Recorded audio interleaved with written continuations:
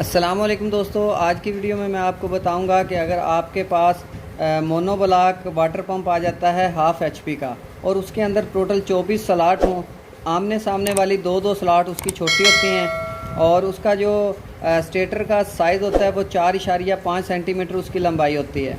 उस मोटर के अंदर आप वायर गेज रनिंग के लिए 22 नंबर इस्तेमाल करेंगे, स्टार्टिंग के लिए आप 26 नंबर इस्तेमाल करेंगे। टर्न मैं आपको बताता चलूँ कि रनिंग के लिए आपने 4 सेट बनाने हैं, 1 से 6, 1 से 8, 1 से 10 और 1 से 12। उसके अंदर आपने सबसे छोटे सेट में 40, उससे बड़े में 50, फिर 65 और फिर 70 टर्न देनी है। इसी तरह आपने स्टार्टिंग के लिए 3 सेट बनाने हैं, 1 से 8, 1 से 10 और 1 से 12 की पिच में।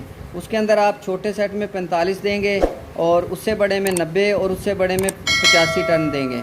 इस तरह वायर का जो आपका वेट निकलेगा रनिंग का, आपने 22 नंबर जो तार लेनी है उसका आपने टोटल वेट जो है 600 ग्राम लेना है। और स्टार्टिंग के लिए आपने 26 नंबर वायर लेनी है, उसका आपने टोटल वेट 220 ग्राम लेना है।